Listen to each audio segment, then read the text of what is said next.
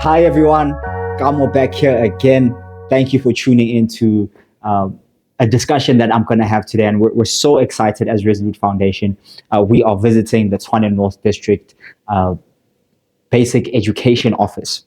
And so I'm sitting with a dear friend and a partner in our rollout as we hit some of the schools with coding and robotics implementation. I get to sit today with Dr. Musa Hlangwane. She is the DCES here in the Tshwane North District. She's going to jump a little bit more into what that is. But as part of this rollout, we are engaging many educators, thousands of students, and all with the hopes of just giving access to the underprivileged to coding and robotics education. And so we're very passionate about that. And so I'm taking you behind the scenes here at the Tshwane North District, looking at some of the schools in Soshanguve, some of the schools in Hammanskraal, and seeing how we can make an impact in these schools on a day-to-day basis, helping the educators implement, helping the students realize the futures that they could have through tech-based education. And so, Dr. Musa, thank you so much for joining me today. It's really, really such an honor. Thank you so much. Great. So just to get into it, we have an audience watching. Would you mind jumping into just what is your role here at the Tshwane North District, and just giving us a little bit of clarity when it comes to that? Okay. Good day, everybody. Thank you so much, Gamo, for visiting us today, and most importantly, for the partnership that we've always had with Resolute and yourself. Yes, like you said, I'm the DCES, that is Deputy Chief Education Specialist at Tshwane North District. I'm responsible for policies, I'm responsible for the planning, strategic planning for that matter, not just planning, but the important role for today, especially, is the fact that I'm responsible for partnerships. And of course, we do research, and we also do some sections that require finances. Yes, that's what I'm responsible for. Thank you. Brilliant, brilliant. So today we're going to be speaking about coding and robotics, tech-based education, and a little bit of policy, because I think that's important in terms of people, the layman like myself, not necessarily understanding what happens on a day-to-day basis within the department and how that filters out into the schools. Okay, so policy. Okay. You know, most of the people don't know the difference between basic education and housing Department of Education. Can you please elaborate what that is so people can actually understand? Yes, the basic education, really, or Department of Basic Education, that is then for the whole of South Africa. That's when we have the minister, like our minister Waru. She's now the Minister of Education. So when you say Minister of Education, you're actually talking about somebody that is responsible for the basic Department of Education. Okay. But then the country now has 9 provinces. So each and every province has its own administration led by the member of the Executive Council. Like when you say you have MEC in Gauteng Department of Education, Mr. Matone Chilwa. So that one is responsible for Gauteng only. Okay. So like myself, I work for Gauteng Department of Education. There's somebody in Limpopo that is working for Limpopo Department of Education. Okay. So I report to the GDE. I'm appointed by the GDE. They are responsible for my salary. Okay. So that's how it works. So now, the Gauteng Department of Education, like any other province, then they have districts. So in Gauteng Department of Education, we have 15 districts. So like now, I'm the Deputy Chief Education Specialist of Tshwane North District, responsible for partnerships, research, issues of application for extra mural activities funding in the schools, especially the schools with fee-paying, which are fee-paying schools. Yeah, policy mostly, because now this is a sub-directorate that I'm in, because each and every district now has their sub-directorates. I think in your language you call them branches or departments Okay. or sections, Yeah. but now we call it a subdirectorate. But then in a subdirectorate again, there's a unit. Mhm. So this one where I'm at, it's information systems and strategic planning. So information systems, there's another DCS. So I'm responsible for strategic planning. That's where we do the process and all these things. And that's why I'm sitting here with you, because I'm responsible for partnerships. And that's my most favorite. Okay. So I'm gonna send you the invoice for all that information. Yeah, we'll just send it in with a section 18 or something like that. We're here on foundation business. But you're saying partnerships is your favorite.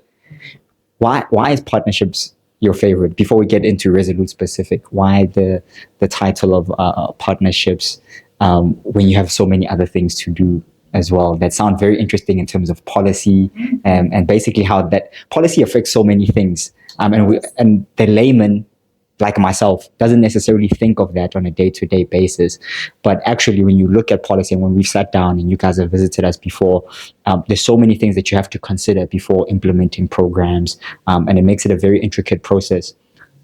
But partnerships is your favorite. Yes, it is. Why is that? Good. Look, as a country, first of all, we are the signatory of the United Nations. That is one partnership. I mean, broadly, it shows that a person cannot function alone. Like when they say a man is not an island. So the fact that we are the signatory to the UN, now it means we comply with the strategies that they bring about in order to improve people's lives. For example, they started with the Millennium Development Goals, Okay. which actually ended in 2015. And they realized that people are still struggling. Let's come up with the Sustainable Development Goals. And now, amongst those goals, there's quality education. And what is really interesting is that we as a country also have our own National Development Plan, NDP, and both of this are set to achieve outcomes by the year 2030. And what is even more interesting is that the Sustainable Development Goals cover at least 70% of our national development plan, coincidentally. So Nice. this is very interesting. So, but for us to achieve the quality education, because we believe that if people really receive quality education, a lot of problems will be resolved. But can we really rely on teachers only in order to achieve quality education? It's impossible. It's highly impossible. Because we work with other departments, we work with organizations, it could be NPOs, it could be private sector. Because where do you buy your resources? That is the first thing. And we are just a chalk and a pen. But can we really say we have everything? Okay, let me give you an element of safety. We obviously were not trained for safety issues or security. So it means now we have the law enforcement involved. Another example would be, say we need agricultural resources. So instead of buying them, we can communicate with the Department of Agriculture in order to help us. So for me, it's highly impossible for us to function without other organizations or other entities. Yeah. That's why in 2008, the department itself, the basic education department, came up with a quality learning and teaching campaign. So this is shortly called QLTC. They are trying to bring about everybody. So they are saying each and every school should have partners. So the union people, business leaders, community leaders, um, like other departments, so that when these people are part of the committee of the QLTC at the school, then life would be easy for our kids. Imagine having grade 11 learners that are supposed to progress to grade 12 without birth certificates or without IDs. But if you have somebody from your committee in the QLTC who works for Home Affairs, even if this person is not directly involved with issuing IDs, but you are able to get information quickly because this person is in the committee. You see, so I don't want to talk about you. I mean, look, we are progressing as a country. We know that coding and robotics, it's something that will help us evolve quickly. And we are introducing coding and robotics in schools. We should have done it this year, but then we're only doing it next year. But then because now the Department of Education is looking at everybody, there's a lot of need. We need the resources, we need computers to make it more effective. But it's gonna take years because we still don't have infrastructure. Right. So I think that's a beautiful segue as well, to hone in specifically on the coding and robotics aspect. Obviously, for us as Resolute, we're super excited to have the rollout throughout the entire country. And so the Tshwane North District as well has now become a great friend of ours in terms of rolling out, especially in your Hammanskraal and Soshanguve areas. And I'm going to get back to the policy aspect because I think a lot of things affect these quintile 1, 2, 3 schools that people don't see on an everyday basis. And I think it's important to highlight that. But I just wanted to step into the department's mind behind the scenes. So people, because it's not just educators who watch us, it's just people who are supporting our cause. What goes into the planning and structuring of rolling out coding and robotics from a policy perspective? I think a lot of people think, it's so easy. You just put the robots in the classroom and you can just do that. Meanwhile, there's the safety of the child, like you're saying, the mental health of the child. There's procedures in terms of making sure that your educators feel comfortable and whatnot, and how you communicate to your principals is also a very interesting thing that we got to see. What is going on in the mind of the department when rollout is happening? Obviously, like you have already elaborated, that the policies and the processes come in. I remember now, for each and every subject to take place in the classroom, there must be a policy.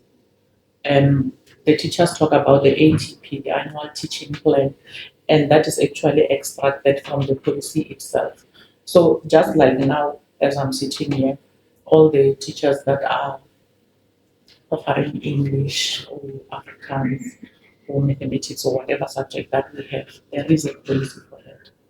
So now even the coding and robotics, the policy is already there. So that is the first thing that we are doing to ensure that the principals and the teachers or even the managers are aware of this particular policy that is supposed to be used for teaching the learners. So, but other than that, you must remember that in the ATP or that policy, they actually direct you on the number of hours that are supposed to be utilized in order to teach the child the coding and the robotics. And then there's also the exact content that must be delivered.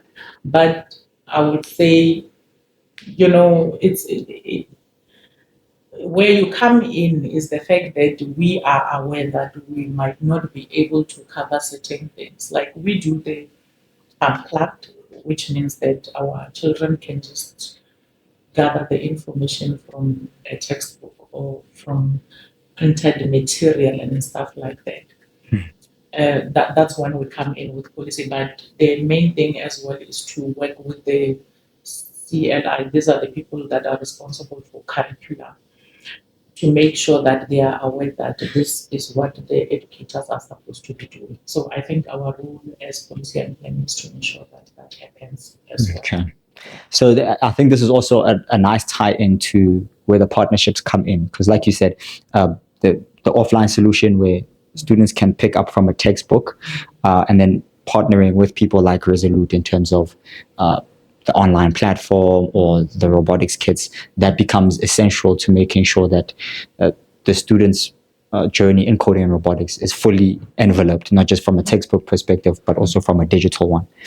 So when it comes to policy, then is this something that you consistently take into consideration to say that, okay, the department in and of itself, we have budget to accomplish 1, 2, 3, and then we will then partner with institution A, B, and C to help us fulfill all the stuff that we can't necessarily fulfill with our budget? Is that how it works? Not really. Remember now, I've already alluded to the basic education department, basic education, and then I've also alluded to you about the head office, which is the provincial level, and then we are the district. We don't really form part of the policy makers, but at least we have a say when each time a policy is made. Okay. Yeah, so now that we are aware that according to policy, this is what learners need to achieve, but then when we are involved in the policy making of ensuring that that content is modified in order to help learners, help us solve the problems of the country, that's when we get involved, of course. Okay. I mean, but it's not something that is really easy. It's not something that is really easy because when the policy on a subject is developed, we also check the feasibility. I'm saying we because I work for the Health Department of Education, but they also check the feasibility. But yes, it's true. As time goes on, we are able to say this content, maybe if we can add this and add this. But it's not always the case that these policies are designed in such a way that a child who is in Kuvukiland, I think you understand what I mean. Yeah. And a child who is in Montana, they are going to use the same policy. Let me just give you a simple example of seasons. Say a child in grade 1 is supposed to be taught about seasons. Okay. There could be a child in another school that will be taught 4 seasons in the summer, autumn, winter, spring. But then there will be a school with resources that will be able to print, beautiful pictures with trees with different leaves, and children will need to identify the season. Others will be informed to come up with a poem about seasons or a song about. You see, but both of them are doing what? Are doing seasons because the curriculum will just say seasons. You see, yeah. Okay. So just to hone in specifically on this rollout that we're doing now, we have about 19 schools that we'll be partnering with in the foundation phase. Teacher training, robotics kits, access to the platform, the whole curriculum. What is the department hoping to achieve through this coding and robotics rollout? Let's say will align with the sustainability deadline in terms of 2030. It's 2030. It's been 4 or 5 years of coding and robotics. What are you hoping the student comes? What are the outcomes that you're hoping to achieve from a student who starts in our foundation phase, and then 5 years in, they're hitting grade 6, grade 7? What are you hoping that student looks like from a coding and robotics perspective? A lot, really. Like I've already indicated that we want our children to help us solve the problems. We want to develop the country.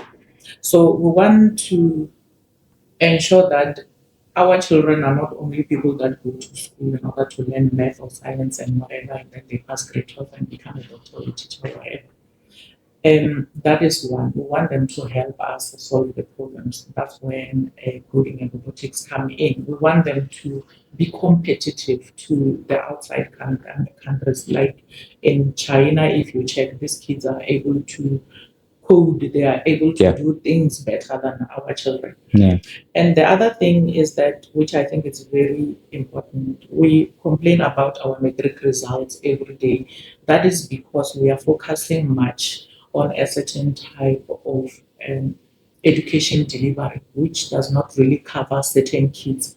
Okay. While we have a lot of kids that would be very much excited. I mean, there's no child who's not excited about a computer or Yeah. a coding a kit. You know, they get really excited and would like our children to be able to use those platforms in order to grow, in order to flourish, in order to help our country instead of focusing on your normal grade 8 until grade 12 and then go to the varsity in order to do teaching or whatever. So Yeah. I think the coding and robotics will come in handy in order to help our children. So in 5 years' time, if we start now, like you guys have already started, I think yes, we will be having these kids who will be programming or coming up with things, coding, Right.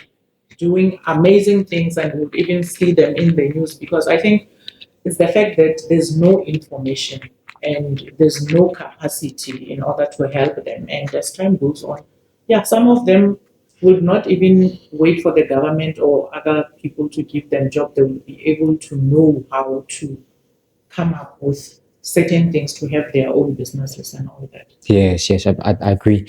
One of the things I love about tech-based education, just in general, is how it can level the playing field, especially when you're looking at your under-resourced schools. Yeah. So what I love about coding and robotics and the project that we're doing is that it's giving kids a chance. You have your fee-paying schools, some of which, like you mentioned, have resources to maybe go a step further.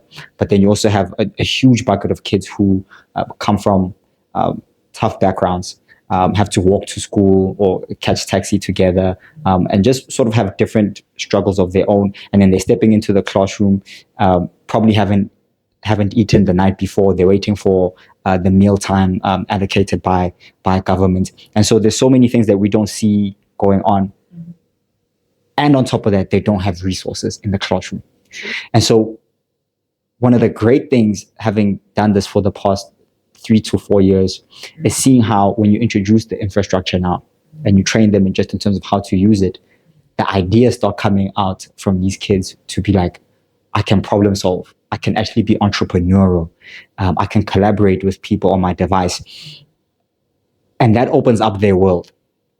And so when I go, especially with these visits to social, and I get to speak to some of the kids, they only know what's around them. Right? A lot of them want to be social workers or policemen, and we're seeing that it's just the environment. Coding and robotics comes in. They might not know the name of the career that they want to pursue, but they're like, I want to do something involving this where I can actually create my own things now. Each kid can now see this laptop and see maybe the lesson that they've done, and now can start thinking, but wait a minute, I can use some of these things at home to help solve the problems at home. And that's one of the things I'm loving about being able to participate in this with the Tshwane North District. When it comes to your under-resourced schools versus your fee-paying schools and your private schools, how do you make sure that there isn't too much leaning towards one side, because you still have to take care of all of these students? But as I drive to these schools that are quintile 1, quintile 2, there's so much resources that they need. And I think a misconception is that government can just take care of everything. Meanwhile, there's millions of students. How does the department try to overcome this? You know, not even talking about coding and robotics. But anyway, thank you for summing up what you just said. It's actually what I was saying, but because I'm also one of those people who still need to know more about coding and robotics, I think you said it exactly what I actually meant. It's not only about the coding and robotics where there will be those differences between the fee-paying schools and the not fee-paying schools. As a department, yes, we are trying. The obvious thing is that now you realize that there are schools with laboratories, there are schools with computer laboratories, while at the no fee paying schools, there's no such. There I think the department is trying, but it is just taking time because these are no fee paying schools. Unlike when myself and your parents, when we used to go to school, we used to pay the fees. So now that everybody is awaiting the department to fund, unfortunately, yeah, this thing will go on and on and on until we get more companies like yours in order to come in. That's when I say I love partnerships because we do have no fee paying schools that are flourishing, that are doing so well, like your schools of specialization, like Boletaho. If you go to those schools, you'll think, wow, what an amazing school. We do have such schools, but it's going to take some time. And unfortunately, that is the status quo at the moment. So you will have the schools that, you will be having a child with this kid that you are going to help them with, but then it will be a child who is hungry. Because yes, we do give them food, but it's not like a family. It's just that we say in the morning and during break time. But that is obviously not the same as a fee-paying school where they have a very nice tuck shop and then they eat sandwiches and all that. Yeah. So yeah, it's still like that. But I will just say the department is trying. But it's that matter of saying, I'm a parent, I have 4 kids, and then I have 20 rand. How do I distribute this amount amongst my 4 children? So it's a problem. That's a tough one, and I think this is almost like a clarion call to people to say that even though the idea and the policy for coding and robotics has been put out there, the implementation part is where a lot of the time is going to be. Let me say the implementation part is going to take a lot of time, rather, to do it right, to do it properly at scale, to make sure it, like your example with Kavuki Land, that the student there and then the student in Pretoria East are getting the same education. And that's it's a tough one. And what I wanted to highlight today in terms of your under-resourced versus your resourced is if we're not careful, just as a nation, when we're looking at education, that we're implementing coding and robotics, a lot of people might say, well, just put it in the classroom. You can actually increase the digital divide because those who have will then use the resources to do it properly. And then those who don't, like you're saying, it may take time. So they might actually start 3 or 4 years behind when it comes to implementation. And then even though the idea was great at a national level, when it came to implementing, a lot of your underprivileged actually fell behind now because they don't have infrastructure, or maybe the only learning that they have is at an offline solution. But yeah, Dr. Musa, as we jump into these schools and implement and continue to work with the department, I just wanted to extend my thank you to the department for the diligence. I think, as I've iterated quite a few times in today's talk, is that there's many misconceptions when it comes to when people hear Department of Education or whatever. I think we like to lump it into this whole thing of just government. And there's no nuance to it. And so having these talks adds the nuance. And when we go down to the ground level, it's great to step into your offices, see the diligence, the meetings, seeing people care about the future of the South African child. And so I just wanted to thank you for your time and meeting with me and just discussing a few things policy, a few things tech-based education, a few things coding and robotics. Thank you just for enlightening us. Thank you. Okay. I appreciate that, and thank you so much for coming to our office. Thank you so much.